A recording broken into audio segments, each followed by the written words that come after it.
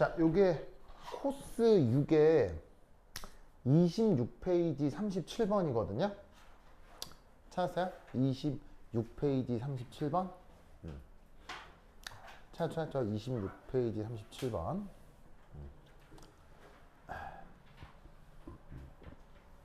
그래서 서울대에서 2013년에 나왔던 문제인데, 우선 이제 첫 번째는 그 어떤 간단한 분자식의 그 루이스 구조를 그려보라는 문제예요. 그래서 탄소, 수소가 두 개에 질소가 두 개 있는 이런 녀석인데, 이 루이스 구조를 그려. 그럼 잘 봐. 기본적으로 그 뭐냐면 예외적 뭐 좀 몇 가지를 제외하고는 기본적으로 루이스 구조를 그리라라고 하면 뭐에 입각해서 그려야 되는 거예요? 루이스 구조를 그려. 그럼 뭐를 맞춰야 돼요? 옥텟이야, 옥텟. 반드시 이제 옥텟에 맞추어 그려야 돼. 그럼 탄소 하나에 수소 두 개, 질소 두 개로 옥텟을 맞추어 그린다. 라고 하면 어떤 구조가 가능하냐면 첫 번째는 1. 첫 번째는 1. 이게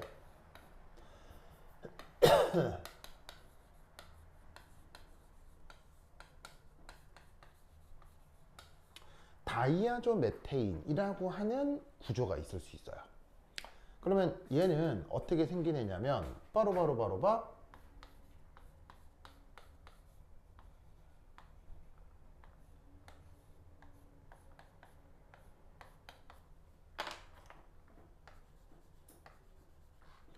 이렇게 생긴 녀석입니다.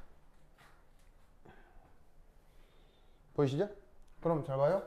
탄소 하나에 수소 두 개에 질소 두 개. 보이시죠? 자, 그럼 이때 형식 전화를 따져볼게요. 리트리버 양 여기에 있는 요 탄소 형식 전화는 1 뭐 플러스. 그 다음 스만스 요 탄소 형식 전화는 1 마이너스. 그래서 탄소가 이렇게 비공허 전자성을 가지고 1 마이너스 형식 전화가 나타나고 질소가 1 플러스 형식 전화가 나타날 수 있거든요. 그래서 이제 요런 루이스 구조를 갖는 걸 얘를 다이아조 메테인이라고 합니다. 됐죠? 자, 그런데 이 다이아조 메테인의 경우는 뭐가 나타날 수 있느냐? 바로 공명 구조가 나타날 수 있습니다. 자, 어떤 공명 구조가 가능하냐? 자, 아무래도 전기음성도는 질소가 커요, 탄소가 커요? 전기음성도가 질소가 크잖아요. 그래서 이놈의 질소가 여기 있는 탄소로부터 전자를 이압 받아들여요. 왜? 질소가 전기음성도가 크니까. 하지만 탄소가 됐건 질소가 됐건 항상 뭘 만족해야 돼요? 옥텟을 만족해야 되죠. 그러니까 얘가 전자를 받아들이는 건 좋지만 여기에 있는 질소가 옥텟을 만족해야 해서 여기에 있는 이 질소하고 질소의 삼중결합 보이시죠? 이것이 반대쪽 질소로 넘어가게 돼요. 그래서 얘 루이스 구조가 어떻게 바뀌냐면 질소, 탄소 모두 이중결합으로 바뀌어요. 그러면서 이 탄소의 비공허 전자가 질소하고 탄소 사이에 이중결합 전자가 되고, 그 다음 질소 사이에 다중결합 전자가 이렇게 질소의 비공허 전자가 되는 이런 새로운 루이스 구조가 나타날 수 있습니다. 알겠죠? 알겠죠? 자, 그럼 밑에 여기서 제주스 이탄소 형식 전하는 1 플러스. 그리고 이 질소 형식 전하는 1 마이너스가 되는 루이스 구조가 나타날 수 있습니다. 알겠죠? 알겠죠? 그래서 어떻게 되느냐? 이런 루이스 구조가 나타나고 이 루이스 구조는 또 거꾸로 얘가 다시 1이 전자 제공을 하고 그 다음에 또 여기에 8원 전자가 다시 탄소 쪽으로 복귀를 하면 얘가 다시 거꾸로 가는 공명 구조가 나타날 수도 있죠. 알겠죠? 알겠죠? 그래서 이제 이런 루이스 구조를 뭐라고 한다고요? 다이아조 메테인이라고 합니다. 알겠죠? 그런데 지금은 이걸 그리라는 게 아니고요. 지금 이걸 그리라는 게 아니고 지금은 이름이 뭐라고 됐어? 사이아나마이드.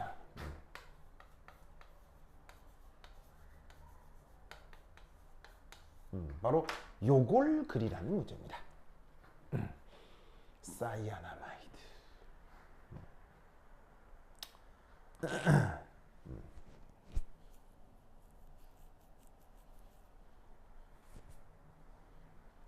자, 그럼 이 사이아나마이드는 어떻게 생기느냐? 이렇게 생겨납니다.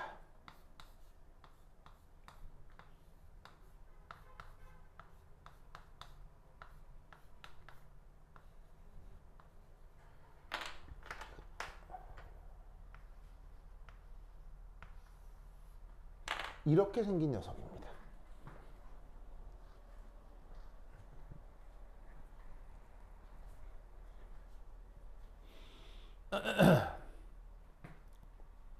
아이고, 보이세요? 그러면 이때 위에하고 아래하고 비교를 하면 다이아조 메테인이건 사이아나마이드이건 루이스 구조 어때요? 루이스 구조. 루이스 구조 달라요? 똑같아요? 루이스 구조가 완벽하게 동일하죠? 뭐하고 뭐만 자리 바꿈을 한 거예요. 이 탄소하고 질소가 땡 하고 자리 바꿈을 한 게 이 둘의 관계가 된다 이런 말이지. 그래서 루이스 구조상으로는 완전히 동일한 거죠. 알겠죠? 자, 이때 이 탄소의 형식 전환은 0, 질소의 형식 전환은 0. 알겠죠? 그래서 위하고 아래가 어떤 차이인지 알겠죠? 그래서 지금은 누구를 그리라고요? 요걸 그리라고요. 그래서 이때 구분을 위해서 문제에서 뭐라고 했냐면 문제 텍스트에 질소 간 결합이 없다라고 돼 있죠? 자, 질소 간 결합이 있다는 건 다이아조 메테인이니까 이거 말고 요걸 그리란 뜻으로 요 안에 질소 결합이 없다라고 얘기를 한 거라고요. 뭔말 알겠죠? 그렇죠? 자, 그럼 이때 여기서 얘도 마찬가지로 무엇을 그려볼 수도 있겠어요? 공명구조를 그려볼 수도 있겠죠? 그러면 그 공명구조가 어떻게 되어 나타날 것이냐? 바로 요렇게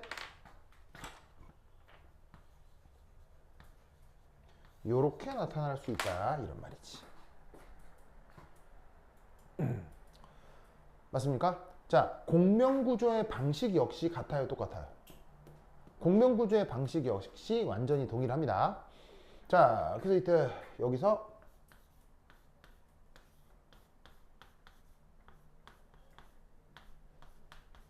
하면서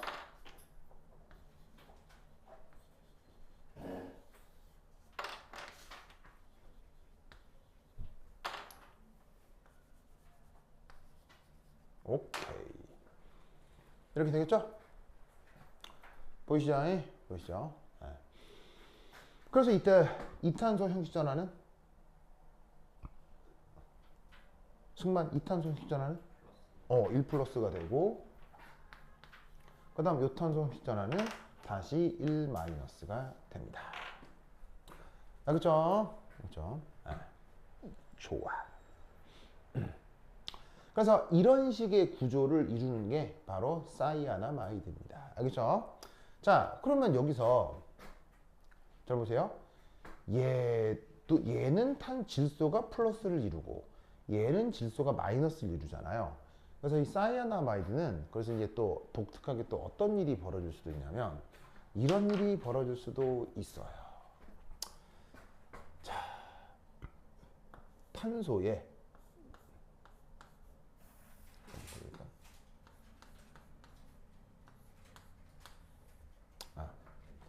저 위에부터 그리도록 하자.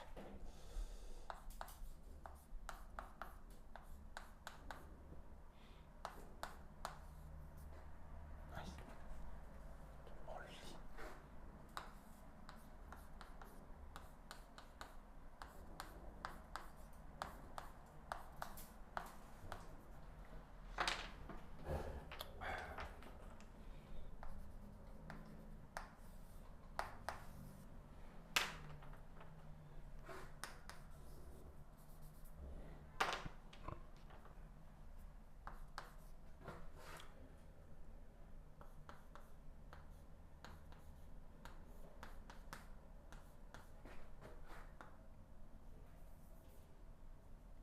뭐야?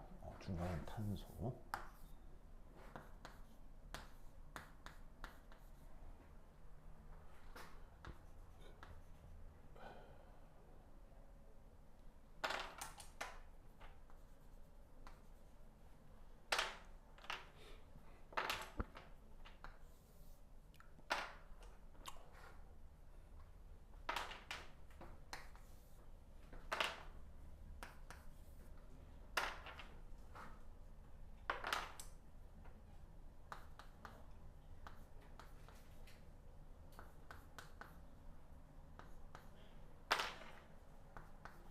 오케이. 자, 지금 어떻게 그린 거냐면 여기 보시다시피 얘가 지금 사이아나마이드잖아요. 그 사이아나마이드가 뭐 내부적으로 여러 분자가 있을 수 있겠죠. 그러면 어떤 사이아나마이드와 또 다른 사이아나마이드, 또 다른 사이아나마이드가 만약에 여러 개가 존재한다면 이때 어떤 일이 벌어질 수 있냐면 어차피 이 질소는 마이너스죠. 마이너스니까 전자가 풍부해요, 전자가 부족해요. 전자가 풍부하죠. 그래서 여기에 있는 요 수소한테 전자 제공을 할 수 있어요. 무슨 말인지 알겠어요?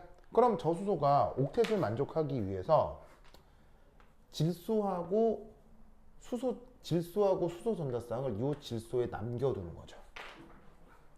마찬가지로 요 질소의 비공호 전자도 음전하를 가지니까 주변 수소한테 또 전자 제공을 하고 여기 있는 수소가 질소 전자쌍을 질소로 내어놓게 되는 거죠.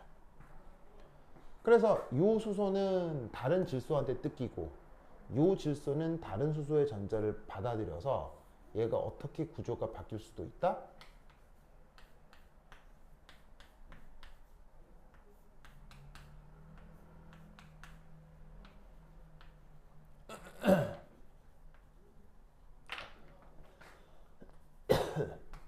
요렇게 구조가 바뀔 수 있습니다. 뭔 말인지 아시겠죠? 그렇죠? 그래서 이 사이아나마이드는 원래 질소에 수소가 두 개가 붙어 있어야 되는데 그 중에 일부는 수소가 각각 양쪽 질소에 하나씩 붙어 있는 녀석으로 일부 존재할 수 있게 되는 거예요. 무슨 말인지 알겠죠? 그래서 어떻게 되냐면 사이아나마이드를 그리라고 하면 그 사이아나마이드는 이렇게 그려도 되고 이렇게 그려도 됩니다. 둘 다 왔다 갔다 하는 겁니다. 알겠죠? 그래서 얘가 이렇게 될 수도 있고 이렇게 될 수도 있는 평형 관계에 놓여 있게 되는 거예요. 아시겠죠? 그래서 마치 어떻게 보이냐면 이 질소에 붙어 있는 수소 하나가 반대쪽 질소로 옮겨간 것 같은 그런 착각이 이루어질 수 있는 거죠. 알겠죠?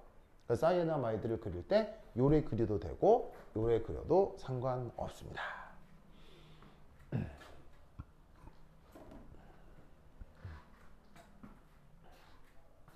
알겠죠? 제준 오케이?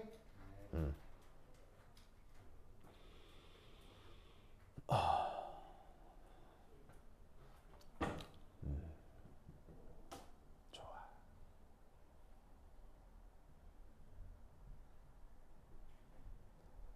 그 다음 이때 얘 루이스 구조 그릴 때 말이죠.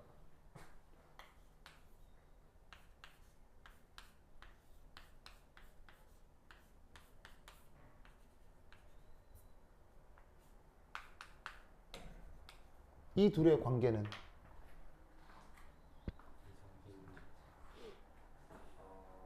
저 둘의 관계는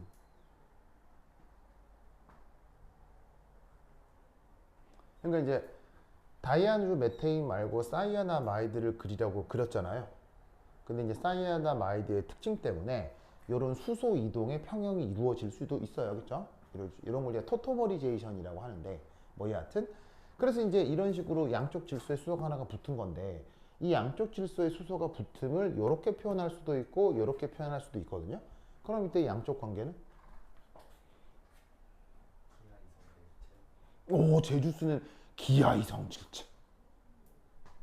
자, 스브한스는 저 둘의 관계는 이성질체. 무슨 이성질체? 기하 좋아요? 그래서 저기 승만스는 평소 공부할 때 기하학 잘하나요? 지올로지? 오, 잘하는 편이에요. 오, 좋습니다. 우리 리트리버 양은 이 둘의 관계. 어? 기하의 성어죠. 오, 좋습니다. 자, 그래서 이 둘의 관계는 같죠. 이 둘은 동일한 구조입니다. 이성질체가 아니라는. 같다는 얘기는 둘이 겹쳐진다, 안 겹쳐진다? 저 둘은 겹쳐집니다.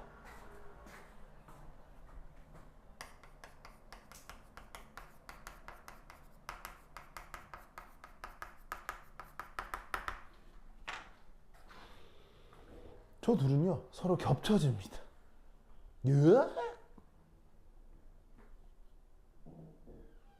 자, 리트리버 양, 저 둘이가 겹쳐진다는 거 이해했어요? 야쪽 돌아갑니다. 맞습니까? 리트리버야? 승만스, 요 둘이 겹쳐지는 거 알겠어요? 홍성화를 생각해보면 어. 같은 분자인 것 같아요. 자, 제주스, 요 둘이가 겹쳐진다는 거 알겠어요? 좋아. 방금 승만스가 뭐라고 그랬냐면 혼성오비탈 어쩌고저쩌고 이렇게 얘기를 했거든요. 좋아요. 혼성오비탈 한번 따져볼까요?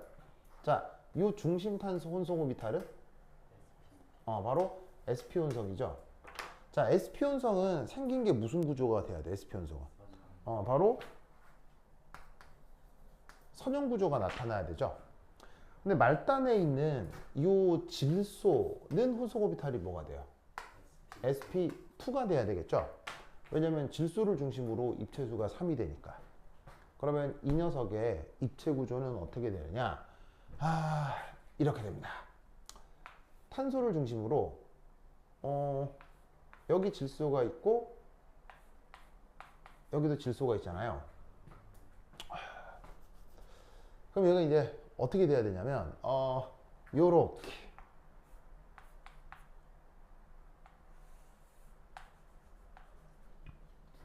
바로 요 수소, 요 질소, 요 탄소 혹은 이 비공호 전자쌍까지 물질화 했을 때 나타나는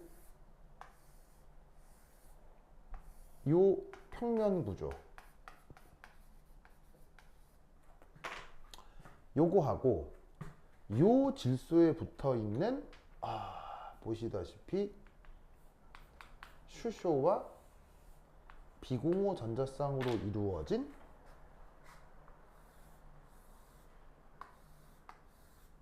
요 두 평면 구조,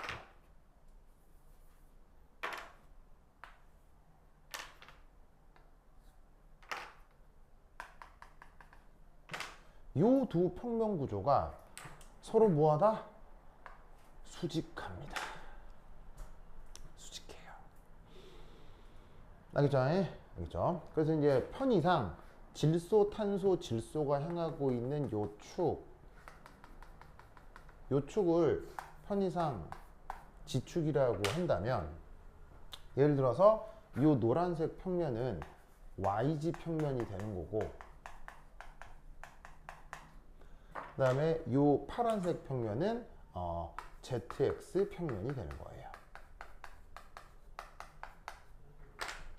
즉 탄소를 중심으로 요 질소의 평면하고요, 요 질소의 평면이 수직하다고.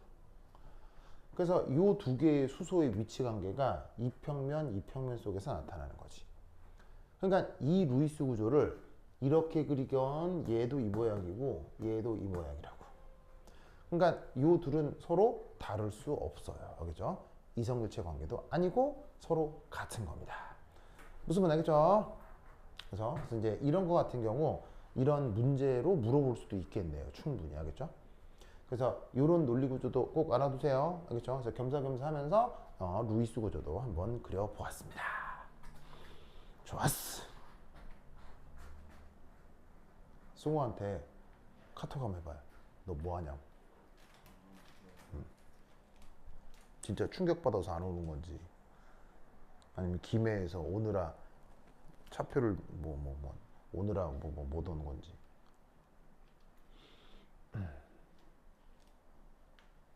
동달아 지원이 왜 안 와요? 그건 진짜 모르겠어요. 아 진짜요? 지원 축구 한다고 안 오나? 그래. 자 승만 저거 알겠죠?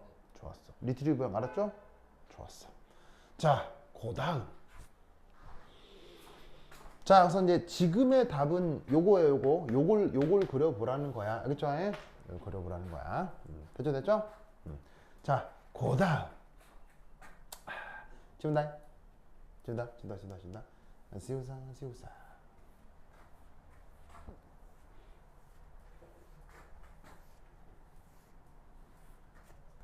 2.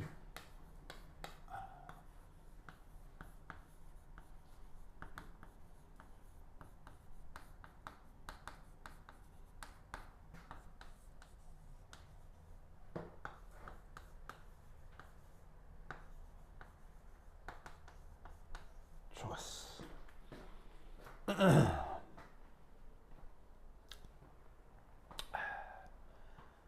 자, 보자. 자, 아까 사이아나마이드를 어떻게 그려보았냐면 요렇게 질소, 탄소, 질소 이렇게 그렸잖아요.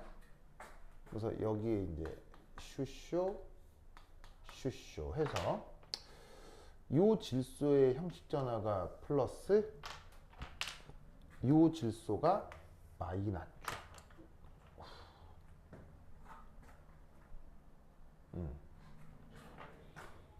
자, 아니지. 삼중결합으로 그릴까? 뭐 이중결합으로 그려보자.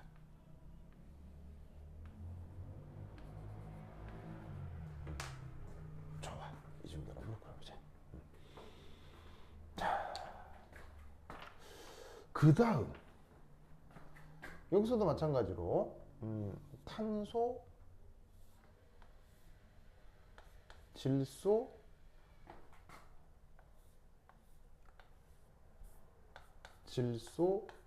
슈쇼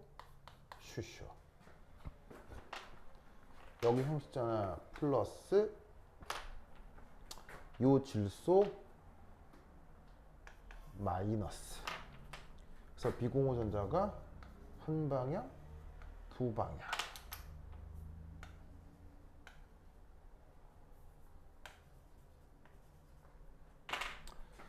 자, 그리고 여기에 있는 그 다음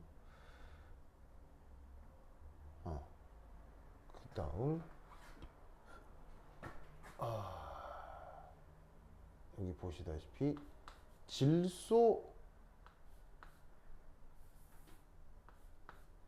탄소, 질소, 슈쇼에서 여기도 형식 전화가 플러스, 여기 이탄소는 형식 전화가 마이너스 해서 비공유 전자가 한 쌍, 두 쌍. 오케이. 됐죠? 자, 그럼 이때 여기서 우리는 어떤 생각을 한번 해볼 수도 있냐면 이런 생각을 해볼 수도 있지. 자, 탄소를 중심으로 생각을 해봤을 때 우선 전기 음성도를 비교해 보자.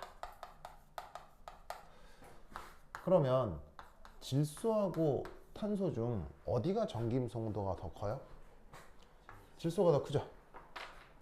그럼 이때 우리는 어떤 생각을 해볼 수 있냐면 바로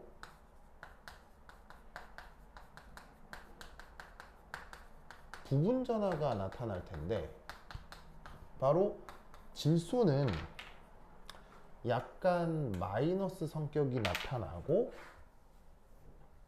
그리고 동시에 탄소는 플러스 성격이 나타날 거란 말이야. 무슨 말 알겠죠? 그래서 이때 여기에 있는 이탄소가 됐건 얘가 됐건 약간 델타 플러스 델타 플러스 델타 플러스. 바로 전자가 부족할 거라 이런 말이지. 무슨 말인지 알겠죠? 그럼 이때 우리는 어떤 생각을 해볼 수 있느냐? 승만스? 바람은 어디서 어디로 불어? 내 맘에서 네 맘으로? 그래요. 그래. 승만스 마음에 바람을 불어본 사람이 있나요? 아직 없어요? 그래.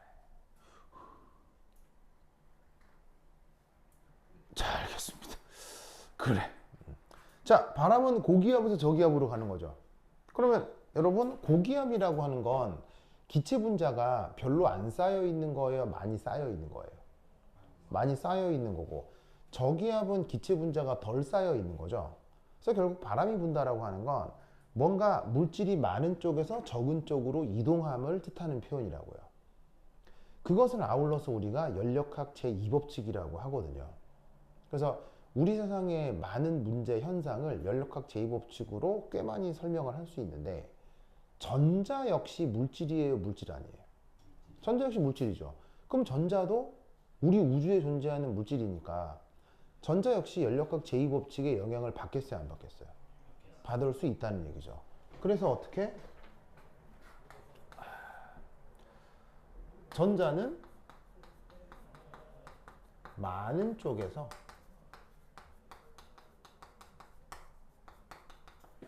적은 쪽으로 이동할 수 있습니다. 무슨 뜻인지 아시겠죠? 알겠죠? 그러면 어떻게? 바로 많은 쪽에서 적은 쪽으로, 많은 쪽에서 적은 쪽으로, 많은 쪽에서 적은 쪽으로. 알겠죠? 됐습니까? 됐죠? 그리고 이때 탄소, 질소, 수소 등은 언제나 뭘 만족해야 되죠?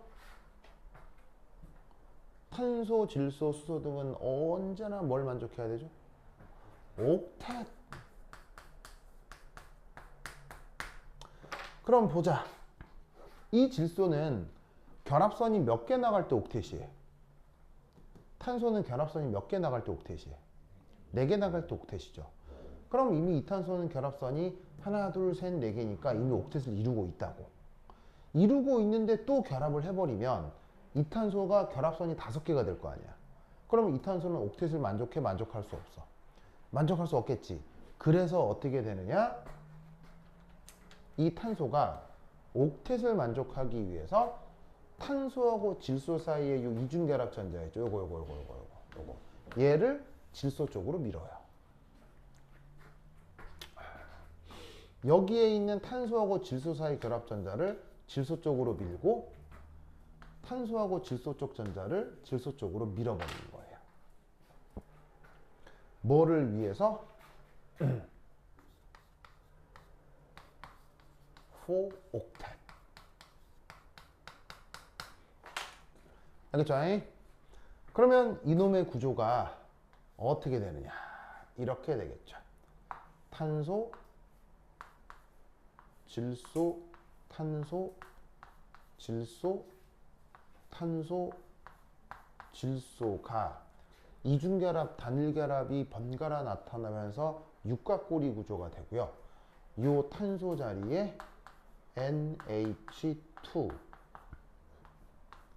NH2, NH2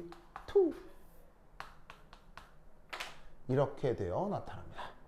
그래서 여기 지금 아까 빨간색으로 서클링 했던 탄소들이 이게 되고요. 질소가 제공했다고 하는 파란색 전자가 새로이 질소하고 탄소 사이의 단일결합, 질소 탄소 사이의 단일결합, 질소 탄소 사이의 단일결합으로 나타나는 겁니다. 그리고 원래 질소는 비공호 전자가 두 쌍이었으니까 흰색으로 표현되는 비공호 전자는 여전히 탄소 쪽에 남아있게 되지요.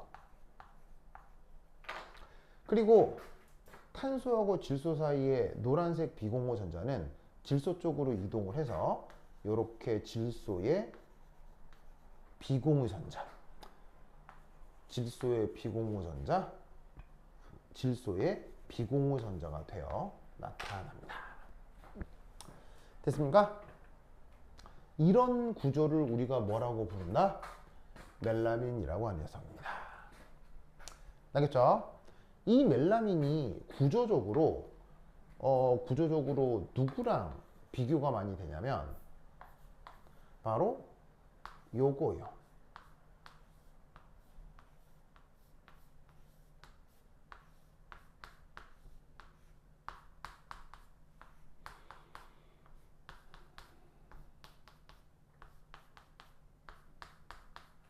짜잔, 보이시죠? 자, 얘 이름은 뭡니까? 얘 이름은 멜라민이라고 할 때 얘 이름은 뭡니까? 벤진이라고 하죠. 그죠? 얘를 벤진이라고 하죠. 그럼 이때 물론 둘은 같은 겁니까? 둘은 다릅니까? 둘은 다르죠. 다르지만 묘하게도 요 부분에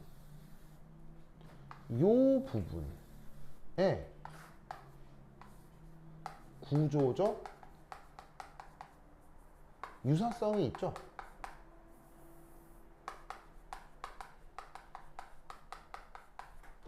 고리를 이루면서 이중결합, 단일결합이 번갈아 나타나는 것. 무슨 말 알겠어요? 이런 구조적 공통성을 전문 용어로는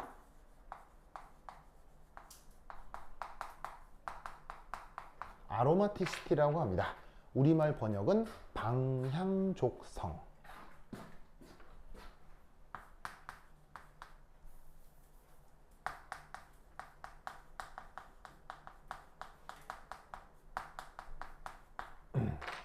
그래서 벤진이 방향족성 물질의 대표 선수거든요.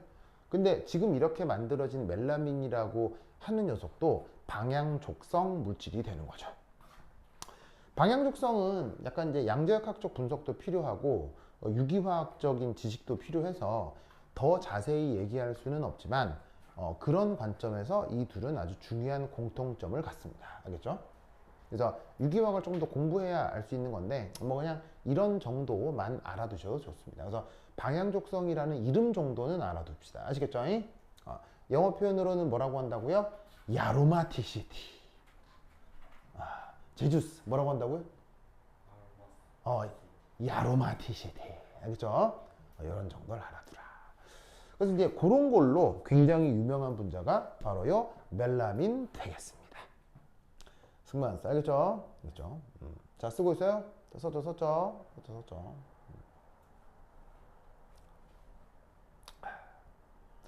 자, 그런데 이 멜라민이 이게 왜 중요하냐? 이게 왜 중요하냐? 지울게요. 으쌰. 이 멜라민이라고 하는 녀석에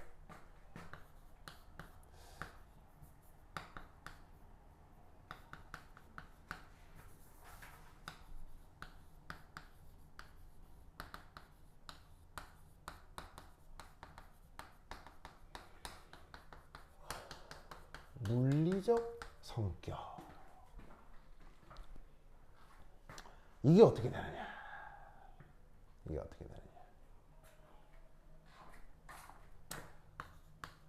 우선 첫 번째 1.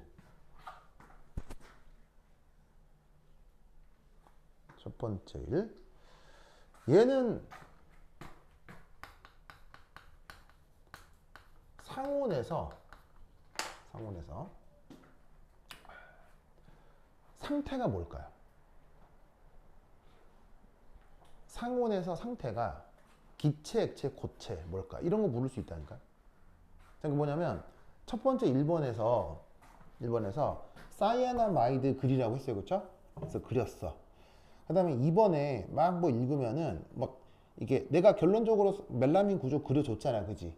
그려줬는데 문제에 그릴만하게 설명을 줘. 어떻게 돼 있냐면 세 분자의 사이아마이드가 결합한 트라이머다, 삼중화합체다, 뭐 이런 말 나온다고.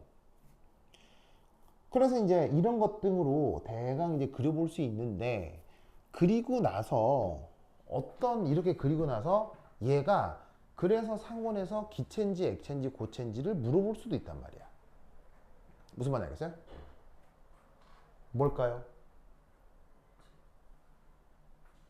자, 승만 쓰는 고체. 자, 그 다음에 저기 리트리버양, 얘는 상온에서 상태가 고체라고 돼 있어요? 고체라는 말은 없죠, 그렇죠?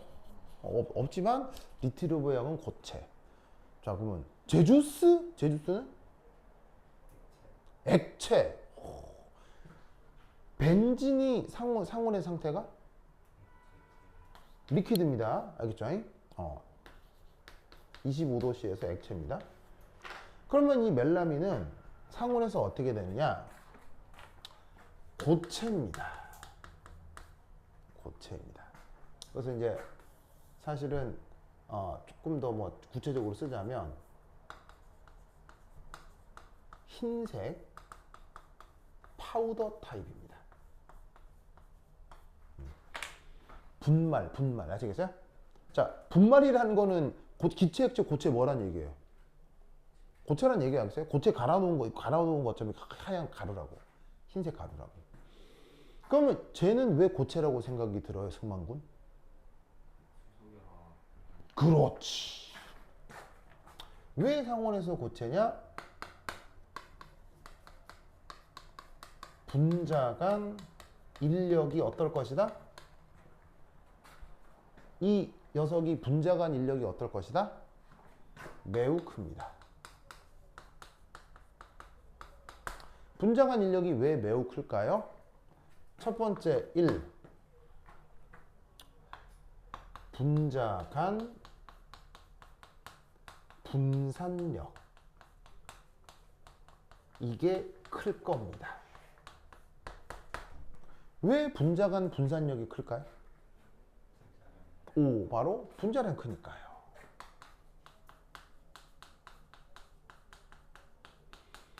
그런데 한 가지 더가 있죠. 요거를 방금 승만군이 얘기했죠. 승만군이 뭐라 그랬어요? 바로 수소결합이 나타날 수 있습니다.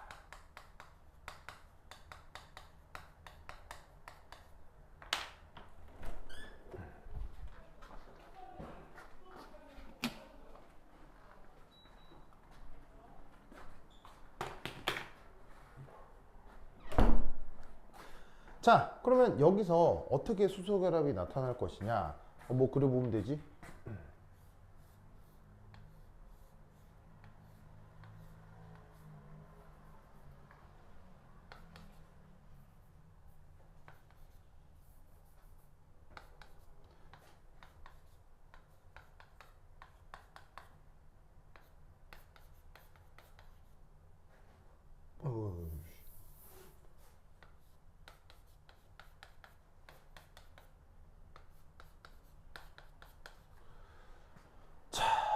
이렇게 될 때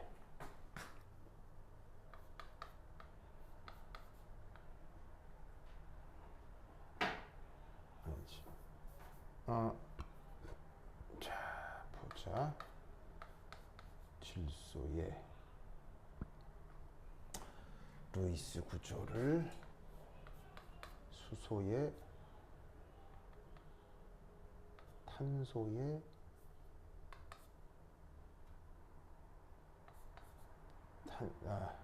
질소의 자, 뭐 예를 들면 뭐 하나만 그려보도록 합시다.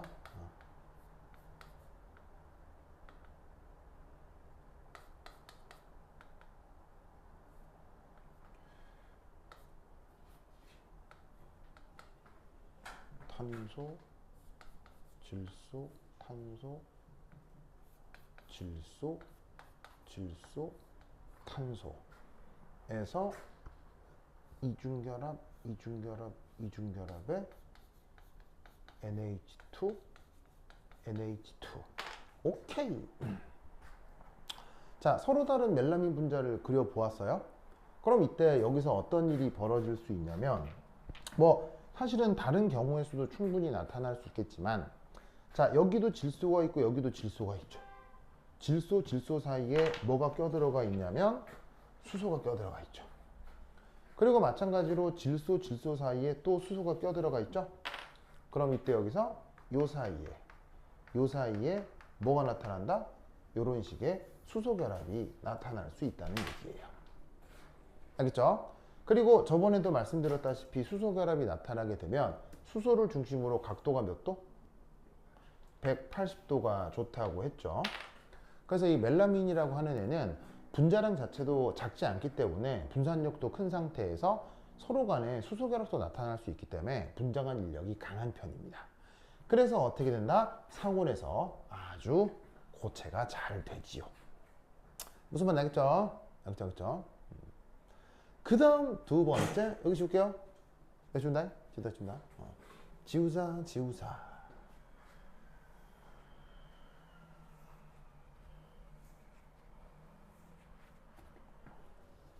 그 다음 두 번째, 이 멜라민은 물에 대한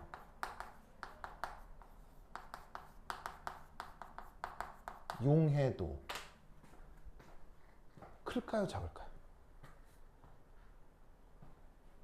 이 멜라민은 물에 안 녹을까요, 잘 녹을까요?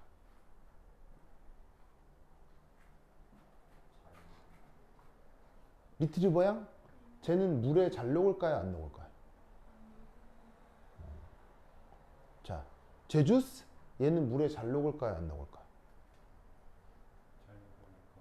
물에 대한 용해도가 매우 큽니다. 리트리버 양 뭐라고요? 물에 대한 용해도가 엄청 큽니다. Why?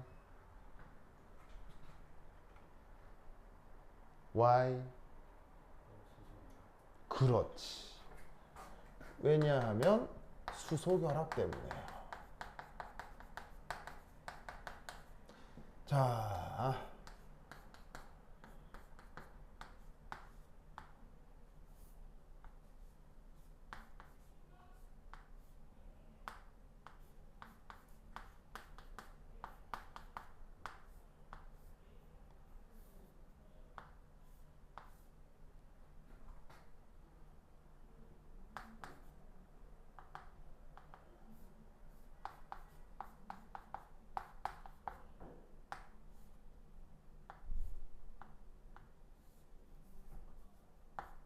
짜잔.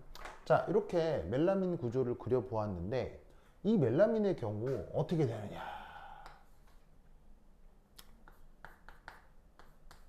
주변에 물 분자가 다가오면 질소, 산소 사이에 수소가 껴들어가 있기 때문에 수소 결합이 가능할 수 있습니다.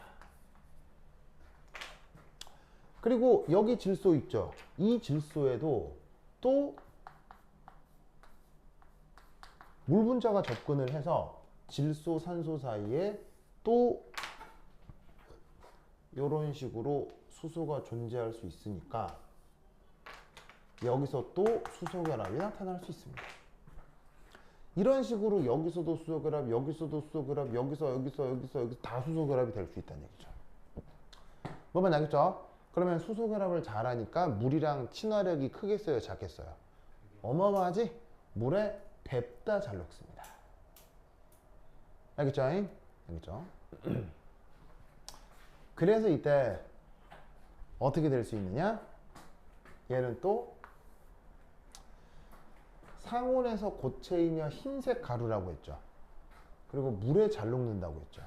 그리고 이 멜라민은 놀라웠게도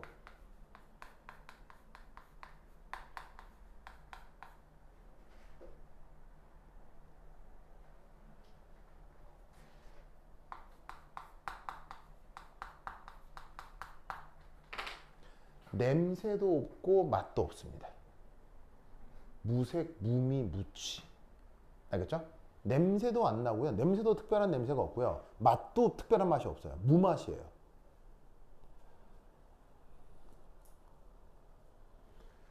근데 이게 왜 문제일까요? 이게 왜 문제일까요?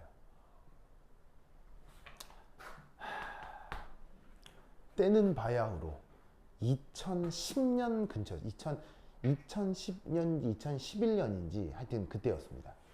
그때 놀라웠게도 중국의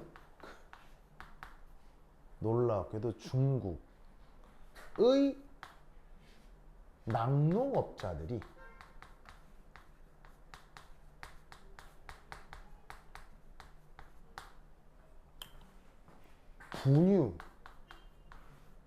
분유 알죠? 분유.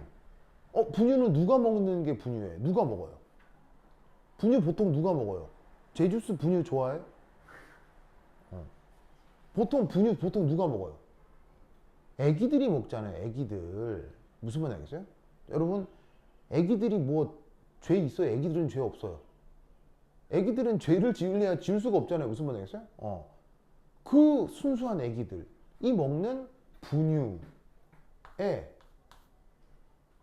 이 멜라민을 섞었습니다. 멜라민을 섞었습니다. 그래서 어떤 일이 벌어졌게요?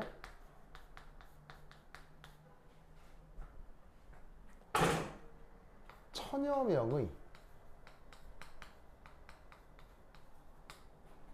아기들이 죽었습니다.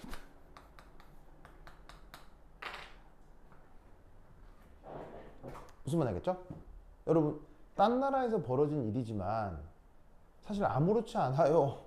좀 어이가 없어요. 약간 화나지 않아요? 뭐 딴 나라에서 이건 기분 좋은 일이에요. 이거는 인류 보편적 느낌으로 이건 굉장히 불쾌한 일이에요. 무슨 말인지 알겠어요? 제주스 아무런 느낌 없어요? 제주스 표정이 지금 웃고 있는데 제주스 지금 약간 뭔가 좀 즐거움이나 뭐 이런 약간 그 쾌감을 제주스 혹시 뭐 주변에서 뭐 사이코가 패스하다 뭐 이런 얘기 듣는 건 없죠? 그렇습니까? 알겠습니다. 좋습니다. 이런 일이 벌어졌습니다. 자, 제대로 된 일입니까? 미친 일입니까? 미친 거죠? 왜 이랬을까요? 왜가 중요하지? 왜 그랬을까요? 왜 이랬을까요?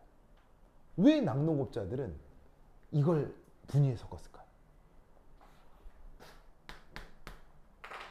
자, 그럼 잘 봐. 분유에 섞어도 그 멜라민이 섞여 있는 분유를 아기들은 구분했을까요? 못했을까요? 왜 저기 제주스 그 모유수유 해봤어요? 모유수유 해봤어요? 아니, 안 해봤어요? 난 해봤지. 난 해봤지. 그 뭐냐면 정가은이 다 모유를 먹었거든요. 그래갖고 이제 애기들 모유수유하는 거를 내가 다 보고 내가 직접 당해도 봤지. 당해봤다? 이게 무슨 말이냐면요. 그 애기들 있잖아요. 애기들이 제일 예민한 곳이 어디예요? 제일 예민한 곳이. 요 주변이거든요. 왜냐면 이게 뭐하고 관련이 있기 때문에. 생존. 그래서 아기들은 입에 들어오는 것이 이상하면 어떻게 해요? 입에 들어오는 거 바로 뱉어버려요. 앵앵 울고. 그리고 입에 뭔가 익숙한 게 있으면 어떻게 해? 바로 물어버려요. 그래서 이제 어느 날 이제 김선아가 이제 모유수유를 했을 거 아니에요? 근데 이제 그러면 이제 평소에 있는 이제 또 내가 아기를 볼 때가 있을 때 아니야. 그리고 내가 이제 한 여름에 이제 우통을 벗고 이제 가연이를 이렇게 다 안고 있었단 말이에요. 그러면 딱 이렇게 안으면 그 아기 머리가 어디에 가까워요? 지금 딱 봐도 어디에 가까워? 이거 찌찌에 가깝잖아. 찌찌. 제주도도 찌찌 있죠? 찌찌 누구나 다 있지. 그러면 나도 찌찌가 있을 거 아니야. 그러고 딱 두고 있는데 가연이가 이렇게 있다가 이게 쑥쑥 쓸 거 아니야. 그럼 뭐라고 생각하겠어? 어머 엄마 나 이럴 거 아니야. 자 승마스 당연한 거예요, 이상한 거예요? 당연한 거잖아. 갑자기 앙 무는 거야. 그래갖고 쭉쭉 빠는 거, 쭉쭉 빠는 거. 근데 와, 나 그때 처음 당해봤거든요. 와, 이게 여성은 우리 여기 이제 약간 지방이 있고 유선이 있고 이렇게 모유가 모여 있을 거 아니야. 근데 나는 그런 게 없지. 있는 거라고는 피부와 근육밖에 없잖아. 이 애기가 이게 빠는 힘 있잖아요. 이게 어마어마합니다. 근육이 빨려요. 근육이 무슨 말인지 알겠어요? 그래서 가연아 그것은 아니다.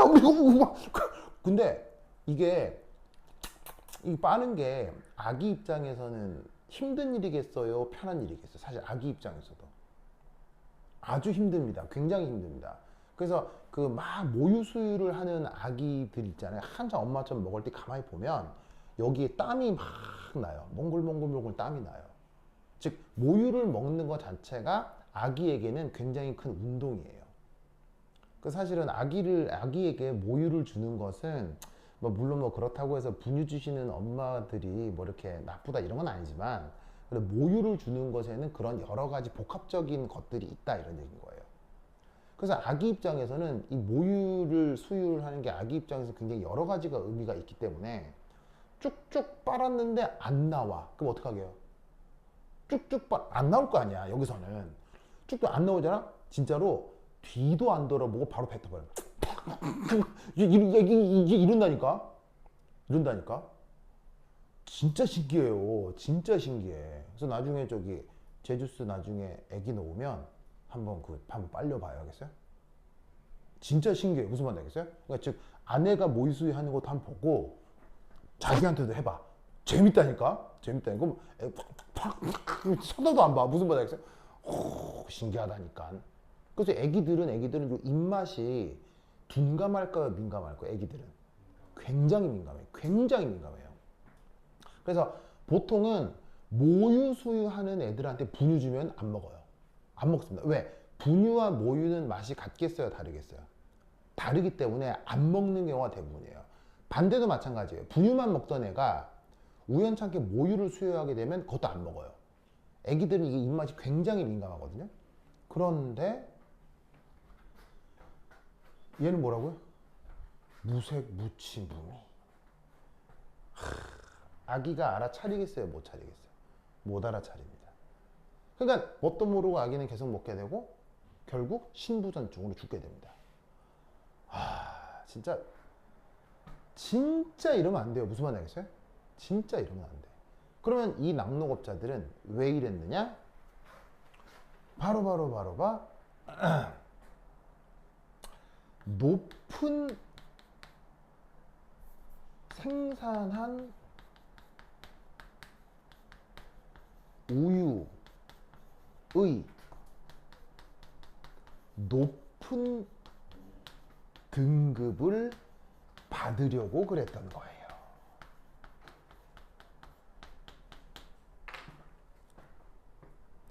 자, 뭔가 상품을 생산을 했는데 그게 등급이 높으면 가격이 올라가죠. 예를 들면 소고기를 생산했는데 1+급하고 1++급하고 어디가 더 비싼 고기예요? 당연히 등급이 올라갈수록 더 비싼 고기가 되잖아요. 우유도 마찬가지예요. 모든 농산물이 마찬가지거든요. 생산한 다음에 검사소에 가서 등급을 매겨요. 그 등급이 높게 나오면 기본적으로 시장 가격이 높게 형성이 된다고.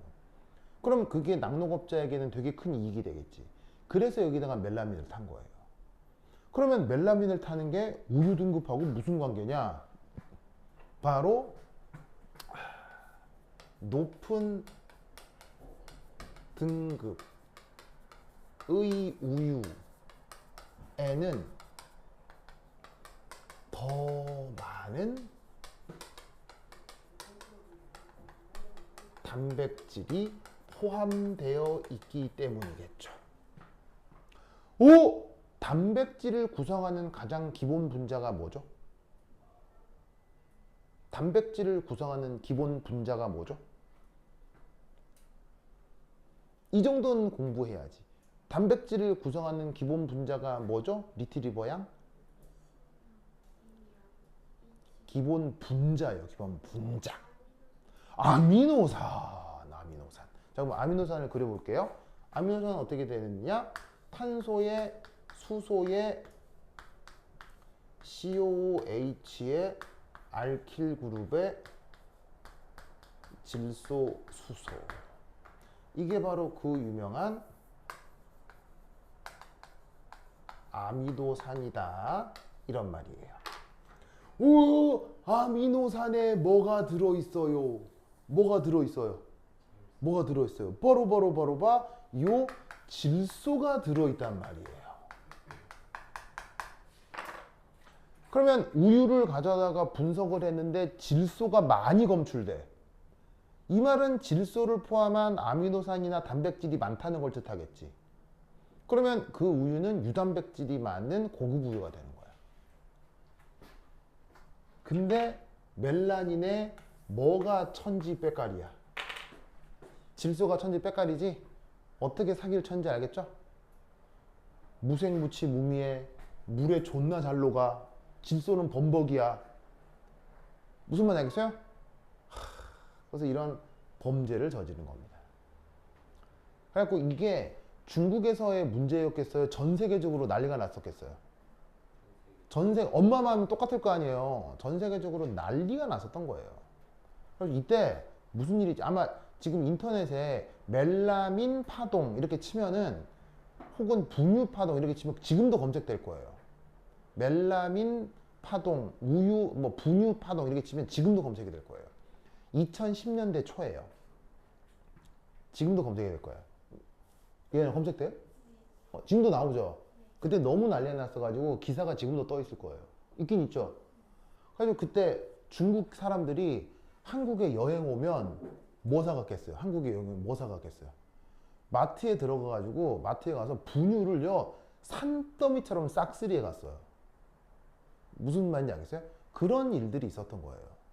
그러니까 이게 뭐 우리나라 와서 물건 사줘서 감사한 거라고 해야 되나, 참 기가 막히다고 해야 되나, 근데 무슨 말인지 알겠어요? 그런 일이 있었다니까요. 하여튼 그렇습니다. 그래서 사실은 이 멜라민이라고 하는 걸 그렇다라고 하면 우리나라 낙농업자도 우유에 멜라민을 탈까요? 우리나라는 멜라민을 탈 일이 없습니다. 왜냐?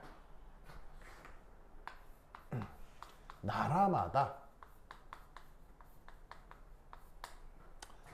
등급 체계가 다릅니다. 우리나라는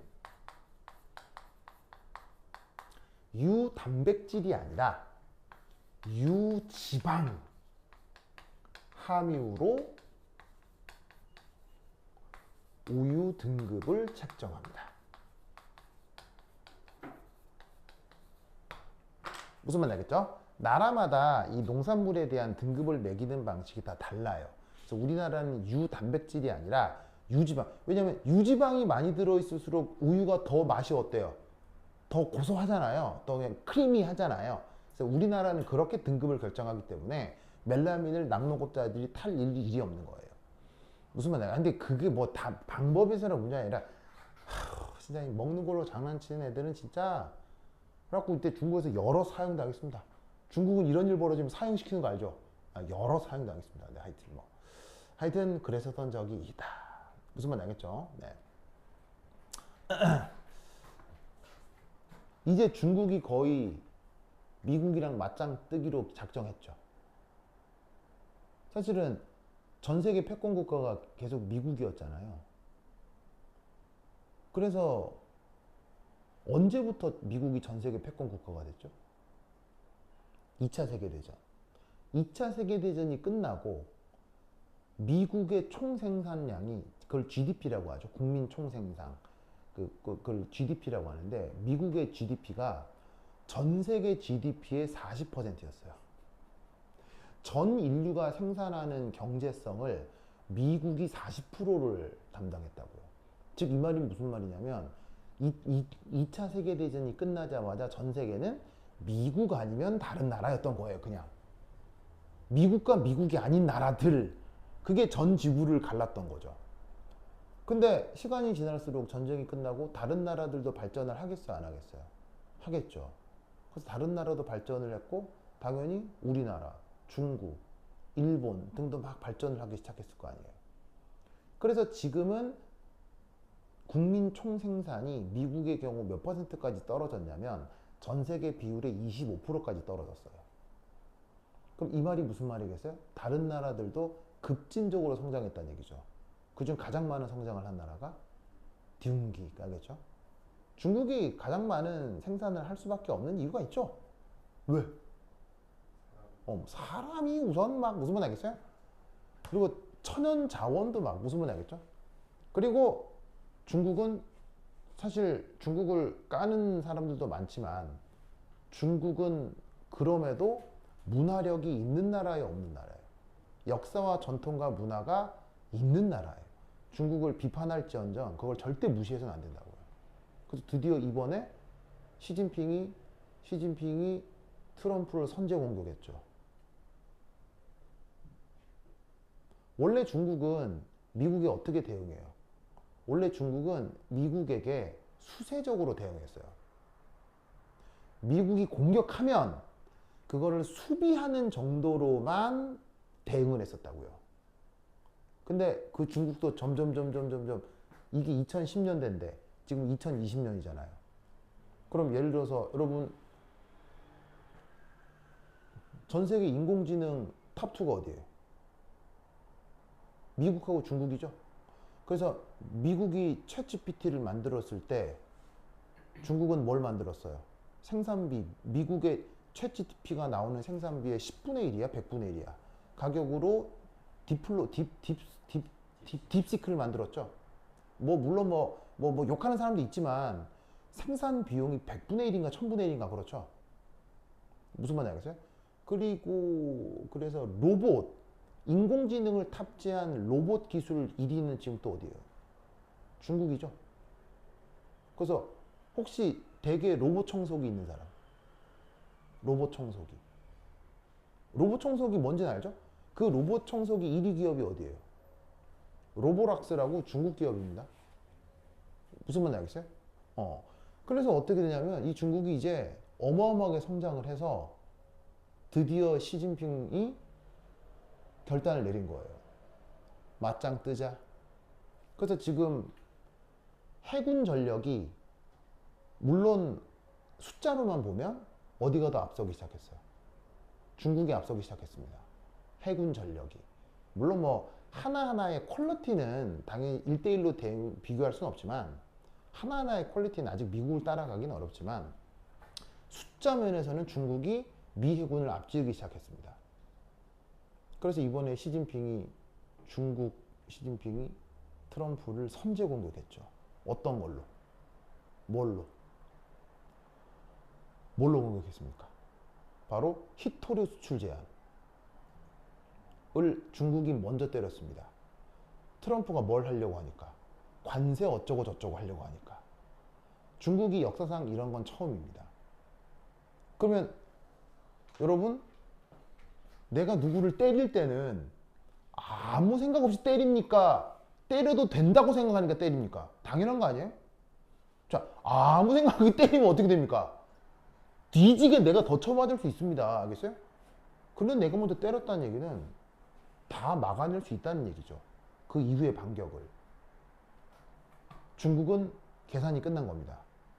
이제 미국과 대등한 입장에서 겨룰 수 있다라고 생각한 겁니다. 그럼 여러분 생각해봐요. 현미하면 됩니까? 안 됩니까? 현미.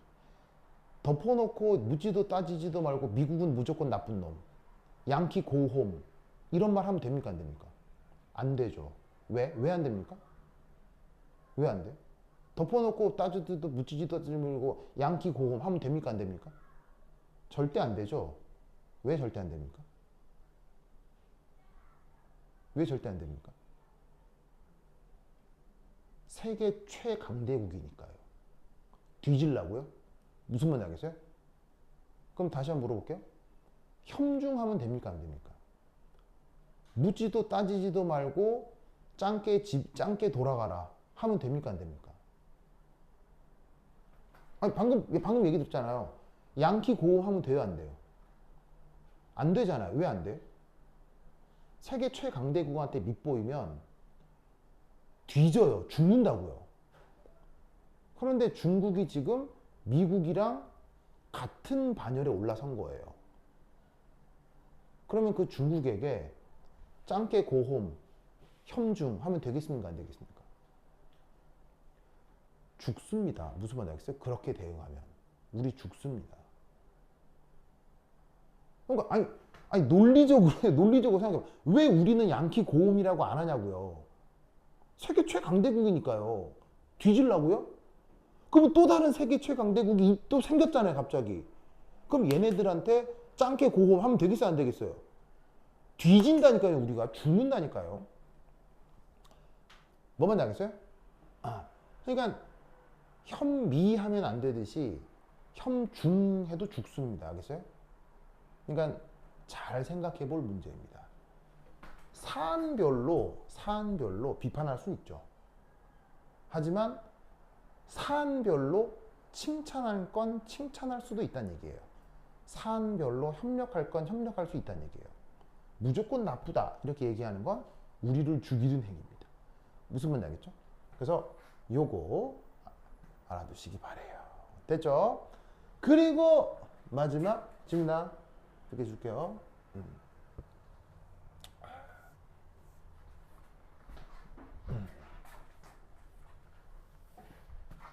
그러면 이때 이 멜라민이 어떻게 돼? 몸속에서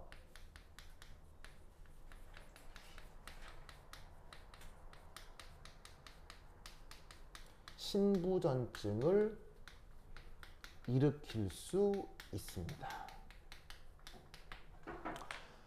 자, 신부전증 뭐가 마비되는 거예요? 무슨 기능이 마비되는 거예요? 신부전증 어디서 생기는 병이에요? 신장에 키드니, 콩팥. 자, 콩팥 기능을 못하면 사람은 어떻게 돼요? 죽습니다. 알겠어요? 죽습니다. 즉 아기들이 급성 신부전증으로 죽은 거예요. 그럼 그 급성 신부전증이 어떻게 해서 나타났느냐? 바로 이게 되겠습니다. 이게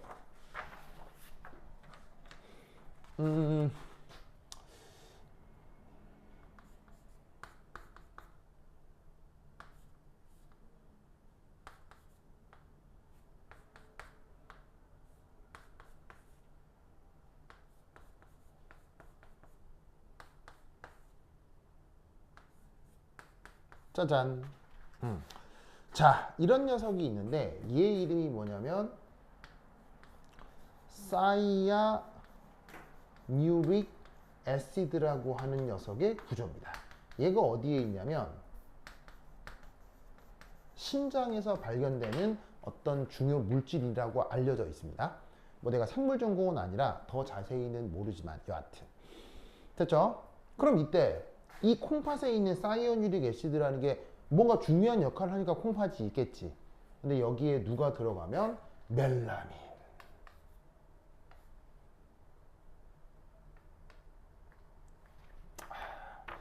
루이스 구조를 가르쳤다. 루이스 구조가 보자. 그럼 여기서 여기 이제 질소에 아이고 헷갈려. 아니지. 이렇게 그리면 질소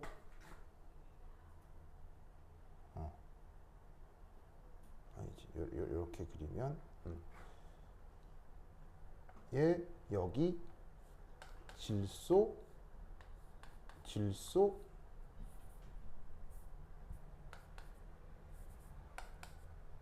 탄소에서 이중결합, 단결합이 나타나고 여기에 질소, 수소 여기에 질소, 수소 여기에 질소, 수소가 나타난다라고 했을 때 여기 잘 보시면 질소, 산소 사이에 수소, 질소, 질소 사이에 수소, 질소, 산소 사이에 수소가 배치가 되면서 요런 식으로 요런 식으로 요런 식으로 수소 결합이 나타날 수 있는 거예요. 그러면 수소 결합이라고 하는 건 강한 상호작용이에요? 꽤 약한 상호작용이에요? 상당히 강한 상호작용인데 그게 3번씩이나 나타나죠? 그러면 콩팥 속에 있는 사이아누릭 애시드라는 녀석의 활성을 변화시킬 수 있겠죠.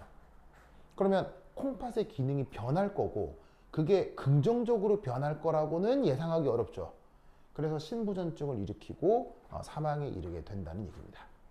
무슨 말 알겠죠? 그래서 이 멜라민 파동이라고 하는 게 그때 있었다라는 걸 알아두시기 바랍니다. 오케이, 됐다. 그러면 한 10분 쉬었다 하도록 하겠습니다. 화장실 갔다 오세요.